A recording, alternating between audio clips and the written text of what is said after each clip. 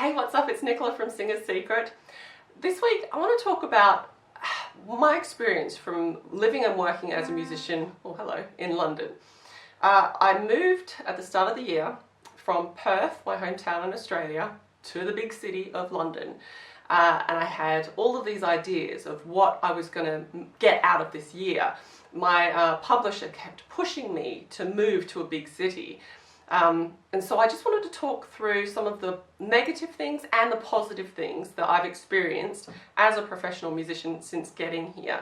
So, and ultimately I want to help answer that question that so many musicians ask, which is, do I need to move to like a big music central hub city in order to get anywhere with my music? Now, the main reason that I moved was because I had things pretty sweet back home in Perth.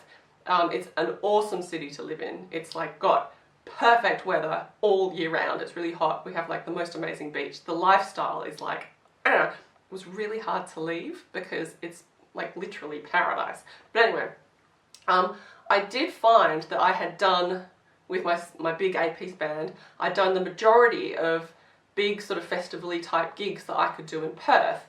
And so I was starting to feel a little bit like I'd hit a ceiling, and I wanted to expand and do gigs at different venues and really expand kind of where I was playing with my original band.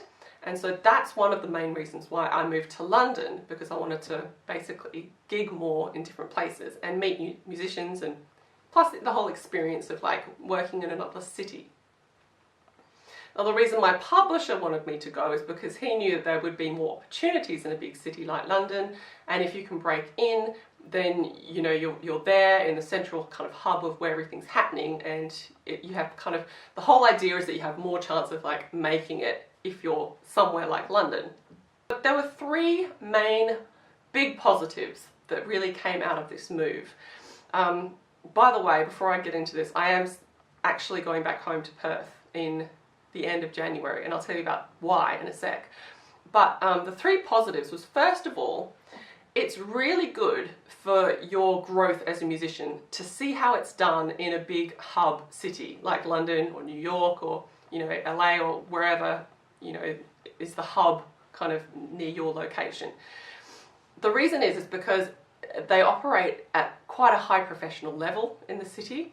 It's a lot more kind of corporate based, like people are business oriented, they're trying to get ahead, and it does give you a fresh perspective on how the music industry operates in a big city. So for example, back home in Perth, there's really only one university that kind of does jazz, and they just pump out bebop oriented jazz students year after year after year, and everybody comes out of that academy sounding the same. So they are very limited on their breadth of what jazz comes out of Perth. There's no kind of, 1920s-esque New Orleans-y type jazz. There's not very much kind of big band swing stuff that happens. It's all kind of really, okay, I'm going to be completely honest, but it's all really ego-driven bebop crap. I mean, some jazz musicians absolutely dig bebop, and I dig a certain amount, but like, there's, my point of view is there's got to be a fine line between entertaining audiences that aren't jazz musicians and like basically musically wanking off on stage because you're enjoying playing all this technical complex stuff. The fact that, you know, you come to somewhere like London and they've got every type of jazz under the sun, and I think one thing that they do a lot more here than they do in the States, for example, is they're really into mixing electronics with jazz, whereas I think, and this is not across the board, but I think America's a little bit more purist jazz because obviously that's where it was born. So yeah, you know, I got exposed to a lot more of this kind of cool stuff, which was really, really refreshing. And I think for your growth, seeing how it gets done in bigger cities does remove quite a bit of that ego-ness and gives you like a bit of a reset creatively and a new fresh perspective. So you become a better, more rounded musician, and you kind of understand where you fit into the big melee of all the different types of jazz a little bit more, and you kind of find yourself. So I think moving to a big city for that reason is a really good growth opportunity. The second big positive were the networks that I've made since I've gotten here. the amount of musicians that I know like so many from London now, whereas before I didn't really know that many. I started off basically knowing a couple of musicians that had moved over from Australia, and then that was it, and I kind of had to grow my musical network from there. But now, if I came back and toured to London, I know so many musicians, which is really, really awesome. I also know a lot more venues, I've met producers, I've kind of gotten into the industry a lot more, so my connections are so much better for coming back to London and touring. And the other third massive positive about being in a big city is that there are more opportunities here. Big business gets done from these central hubs. So yeah, you know, there are more festivals, there are more places to gig, there are more deals happening, and movies get made in these big hubs, and you know, all that kind of stuff. So being front of mind is a good thing, and if you're really available because you live in that city, it just kind of helps you to get that opportunity. Because one thing that I found is that so many people here in London, I don't know where it is, what it's like where you live, but whenever they think of Australia, they kind of go, oh, it's so far away, and they've got this idea that it's like ridiculously far away. I mean, yeah, it is, but I think as an Australian, we travel a lot, and so kind of coming to England is no big deal. But for English people, because you know, they've got Europe right there, you can get on a plane and fly to Italy 2 hours away, you can get to the other side of the country in a couple of hours, you know, it's a lot sort of a smaller place, so more dense. So going somewhere like Australia, it becomes like a really big thing to them. So in terms of like booking you for a particular opportunity, it's like massive, whereas you might think it's no big deal. So those are the three main positives. Now getting onto the negatives, one thing that really got to me straight away was that the venues, although there are more gigs, the venues are smaller in somewhere like London because the rent is really high and places just are more packed in, and you don't get as much space as you do in somewhere like Australia. The venues are a lot smaller. So I went straight away from playing like 200, 300, 400 seater venues to playing like a 90-seater venue. And I felt like it was a big step backwards in a lot of ways from the audience point of view.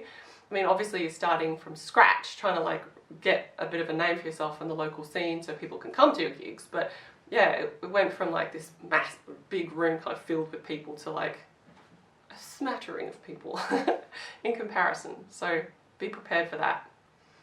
The second bad thing was that it was harder to break in. So back in Perth, you know, I had really good relationships with a lot of promoters and booking agents and stuff. And so work would come to me a lot of the time, and it was sweet. I was working as a full-time musician. Here, however, I just got the door slammed in my face quite a lot because people, they didn't even listen to my stuff. They already had, you know, musicians on their books that they'd known for ages, and they didn't need anybody else because the market is flooded with other musicians. So it is a lot harder to break in from that point of view. You kind of have to really network, and it's kind of getting to know people, and that's how you kind of get in. But yeah, trying to go through like the whole just emailing and getting in that way, it's a lot more difficult. And I think also because of that, you really need to know your stuff. So you need to be able to kind of, when you get here, just go bang, you know, have your shit together, you know how to lead a band, you know how to write music, you know how to, you know, where you've got confidence already, your voice is good, your songwriting's good, you've got like a really good product that you can go, here, this is what I do, this is what I'm like, this is all my promotional material, bang. Because if you're still trying to kind of muddle through and figure your way through everything, that's when people, because the musician standard is quite high. Oh, that's another positive as well, is that the musicians freaking rock. Like, obviously there's a lot more musicians, so you get a lot of crapper ones as well, but the level of musician is like insane. So it's just like, oh, I get to play with these awesome cats. Anyway, but yeah, if you kind of don't have your stuff together, then you're going to get eaten up, you know, and people are going to start thinking, oh, she's not good, she's a little bit unprofessional, blah, blah, blah, blah, blah. So you really got to know your stuff before you get here. In terms of getting audiences to your gigs, now this is one thing that I really fell down on. I would say that the best thing to do is to build up your audience before you come somewhere like London or wherever, because promotion here is freaking expensive. Like if you want to promote your gig back home in Australia, they have like artist packages for radio. They've got like street press magazines, and you can kind of get into them, pay like a couple $100 and get posted, distributed, you know, on the East Coast and the West Coast. But here, I had a look trying to get some basic publicity, and it was bullshit expensive. Like way too expensive for me. It's like, I'm sorry, I'm not Taylor Swift. I can't afford like $3,000 just to get like a small banner ad on your website.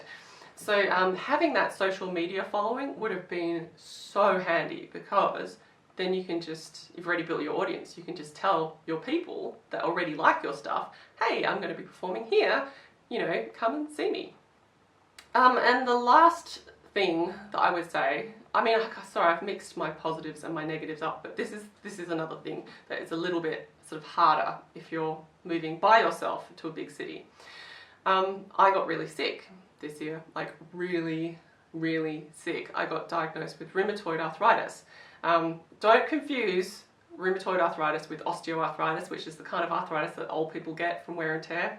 It's completely different. It's an autoimmune disease, which basically means your body, your immune system, starts attacking your joints, and it's really horrible and painful and debilitating, and I literally couldn't walk. I had to cancel some gigs because it affected my voice. It was beyond, like, yeah. So I was all by myself dealing with this. My family were all the way over the other side of the world.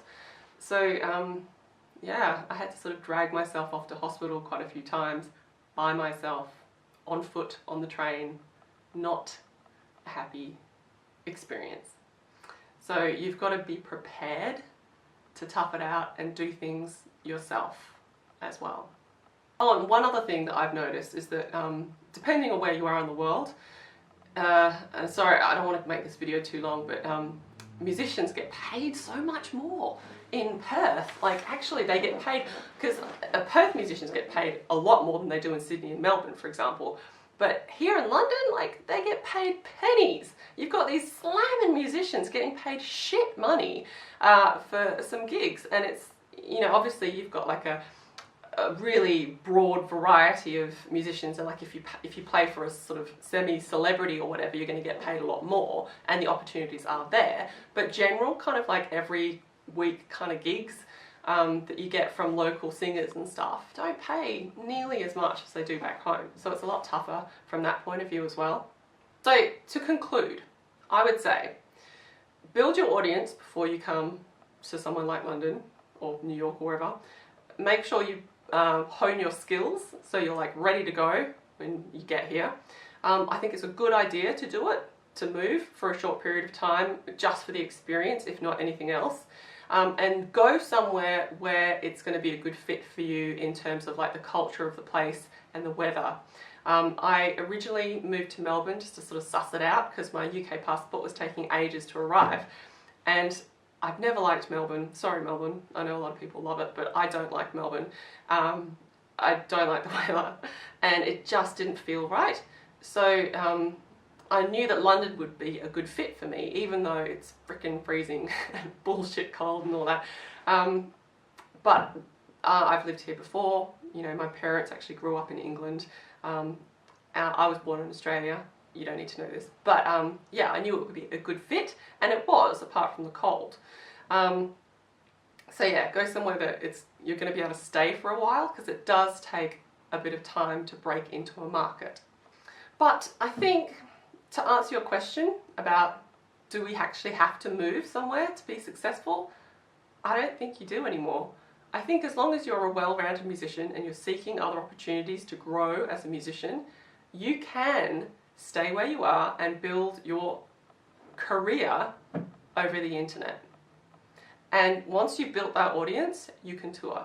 So you'll get the exposure. As long as you can have enough sort of local performances in your local area to build up your performance craft, then yeah, I don't think you need to move. As long as you've got enough kind of going on around you. Like if you're in like a desert town somewhere with like a population of 2 people, then yes, you need to move.